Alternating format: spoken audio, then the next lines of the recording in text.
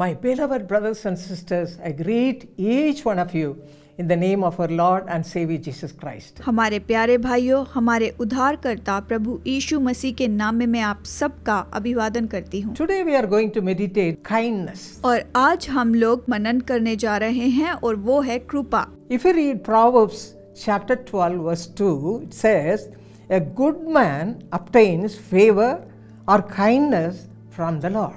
अगर आप नीति वचन 12:2 पढ़ेंगे तो ये कहता है, भले मनुष्य से तो यहोवा प्रसन्न होता है। So we have to become a good man or a good woman. इसलिए हमें भला पुरुष या फिर भली स्त्री बनना चाहिए। Now let us see how we can become a good person. अब हम यहाँ पर देखेंगे कि कैसे हम लोग भले व्यक्ति बन सकते If you हैं। read 1 John chapter 4 verse 17, it says, as he is, so are we in this world. अगर हम पढ़ेंगे पहला यूहन्ना 4:17, क्योंकि जैसा वो है वैसे ही संसार में हम भी हैं। Yes, we should become like Jesus. इसलिए हमें केवल यीशु के जैसे होना चाहिए। We should become like Lord Jesus. हमें प्रभु यीशु के जैसे बनना है। His qualities we should have. उसके गुण हमारे अंदर होने चाहिए। When we come closer and closer and closer to Him, slowly and steadily we will become like Him. जब हम उसके करीब और करीब और करीब आते जाते हैं, हम उसी के जैसे बनते जाते हैं। Now let us meditate in a deeper way how we can become like Jesus. चलिए अब हम गहराई से मनन करते हैं कि हम किस तरह यीशु के जैसे If you बनेंगे। read Romans chapter 5 verse 9, it says, through the blood of Jesus Christ which is shed on the cross, we shall be saved. अगर हम रोमियो 5:9 पढ़ेंगे तो ये कहता है, क्रूस पर बहाए गए यीशु के लहू के द्वारा हम उद्धार पाएंगे। And He will wash all our sinful activities, sins with His precious blood which is shed on the cross. क्रूस पर बहाए गए उस लहू के द्वारा वो हमारे सारे पापों को धो डालता है, हमें शुद्ध करता है। Secondly, John 15:16 says, you are appointed to bear fruit and that your fruit should remain. दूसरी बात यूहन्ना 15:16 ये कहता है, तुम्हें नियुक्त किया कि तुम फल लाओ और तुम्हारा फल बना रहे। After accepting Jesus as our Savior, receiving His kindness, we should receive His kindness in our own life. यीशु को स्वीकार करने के बाद, उसकी कृपा पाने के बाद, हमें अपने जीवन में उसकी कृपा स्वीकार करनी चाहिए। That's what the word says. The verse says, you must bear fruit. इसीलिए वचन कहता है कि तुम फल लेकर आओ। Jesus clearly tells us that we should abide in Him to receive this fruit in our lives.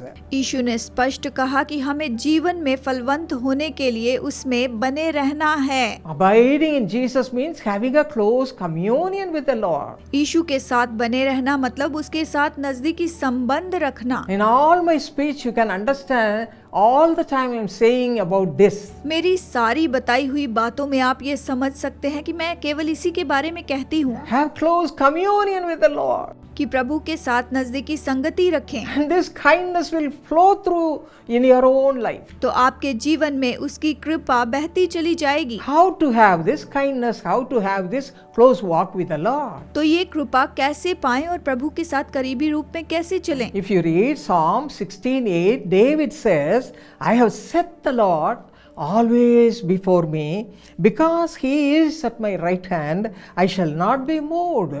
अगर हम भजन 16:8 पढ़ेंगे, ये कहता है, मैंने यहोवा को निरंतर अपने सम्मुख रखा है, इसीलिए कि वो मेरे दाहिने हाथ रहता है, मैं कभी ना डगमगाऊंगा। And Psalm 18 verses 20 and 23, he says, the Lord rewarded me according to my righteousness. And also he says in verse 23, I was also blameless before Him, and I kept myself from my iniquity. भजन 18, 20 और 23 में ये कहता है, यहोवा ने मुझसे मेरे धर्म के अनुसार व्यवहार किया। फिर वचन 23 कहता है, मैं उसके सम्मुख सिद्ध बना रहा और अधर्म से अपने आप को बचाए रहा। इस प्रकार से ये जो दोनों वचन हैं हम लोगों को ये बताते हैं। Because David was leading such a righteous life, all the time he had a close walk with the Lord. Dawood धार्मिकता का जीवन जी रहा था, इसीलिए प्रभु के एकदम करीब रहता था।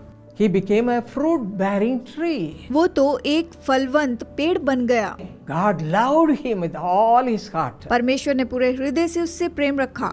If you read 1 Kings chapter 15 verse 5, अगर आप पहला राजा 15:5 पढ़ेंगे what do we read about David? तो दाऊद के बारे में क्या पढ़ते हैं? David did what was right in the eyes of the Lord and had not turned aside from anything that he commanded him all the days of his life except in the matter of Uriah the Hittite. क्योंकि दाऊद वो किया करता था जो यहोवा की दृष्टि में ठीक था और हित्ती उरिय्याह की बात के सिवाय और किसी बात में यहोवा की किसी आज्ञा से जीवन भर कभी न मुड़ा। देखिए, इस तरह से हमें यहाँ पर ये वचन बताता है। Yes, my friends, when you have a close communion with the Lord, the earthly things will not touch you. हाँ दोस्तों, जब आप परमेश्वर के नजदीकी संबंध में रहते हैं तो आपको संसार की चीजें छू नहीं सकती। Romans 2:15 we read that your conscience will tell you this is wrong, this is right, don't do this, don't do that. Romeo 2:12 हम पढ़ेंगे तो ये कहता है कि आपका विवेक गवाही देता है कि ये सही है, ये गलत है, ये मत करो, वो मत करो।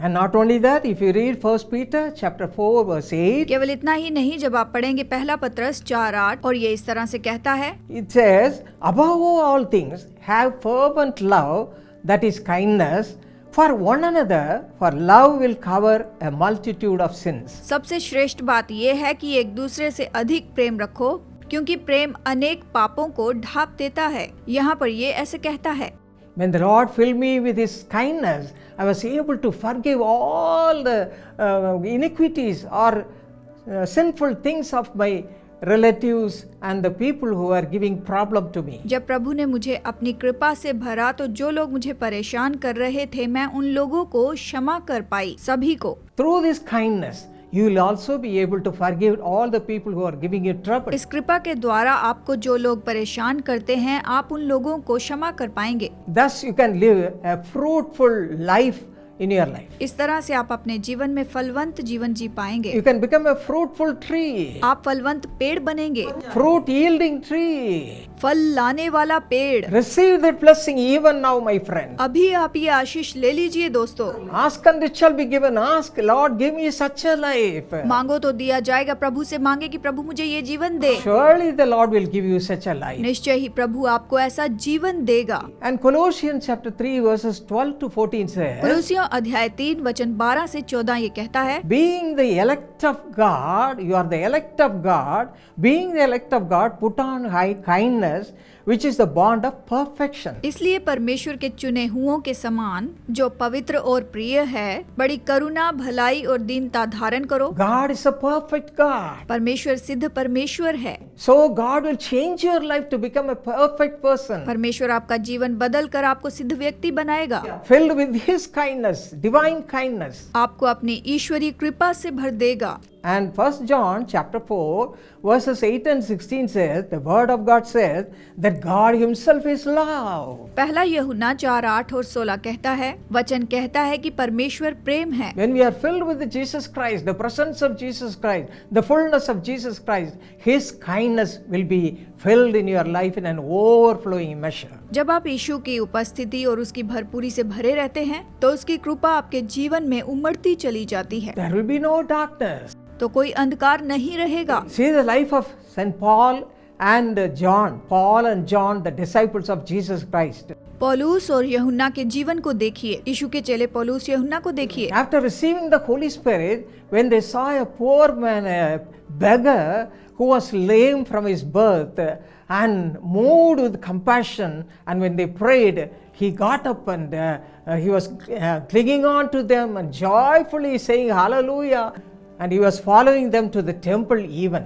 इन्होंने पवित्र आत्मा पाने के बाद जन्म के लंगड़े को भवन के बाहर भीख मांगते हुए देखा। वो बड़ी करुणा से भर गए, उसके लिए प्रार्थना की और वो खुशी से उछलने लगा। वो जोर से हालेलुया चिल्लाते हुए उनके साथ भवन में उनके पीछे हो लिया। Yes, not only being filled with Lord's love and compassion and kindness, but also receiving the power of God. Through receiving the power of God, this kindness will be there, and you will be able to help many poor people, many people who are in need, many people who need the comfort and solace of God. हाँ, वो केवल परमेश्वर के प्रेम, करुणा और कृपा से ही नहीं भरा, उसने परमेश्वर की सामर्थ को प्राप्त किया। इस सामर्थ को प्राप्त करके बहुत से परेशान लोगों की आप भी सेवा कर पाएंगे। Even today, right now I feel the presence of God in a mighty way. आज मैं परमेश्वर की उपस्थिति को सामर्थी रूप में महसूस कर पा रही The हूँ। Lord is ready to fill you with this fruit of the Holy Spirit, kindness, परमेश्वर आपको पवित्र आत्मा के फल कृपा से भरने को तैयार to है give you a new life, कि आपको नया जीवन दे, filled with Jesus Himself. कि आपको यीशु से भर दे। And secondly, दूसरी बात, coming into your heart and making you a kind person, a loving person, आपके हृदय में आकर आपको कृपालु और प्रेमी व्यक्ति बना दे and to give you a fruitful life. और आपको एक फलवंत जीवन दे। Not only that, the Lord wants to fill you with the bond of love, the kindness, and make you useful to others, to help others, to become helpful to the people who are in need.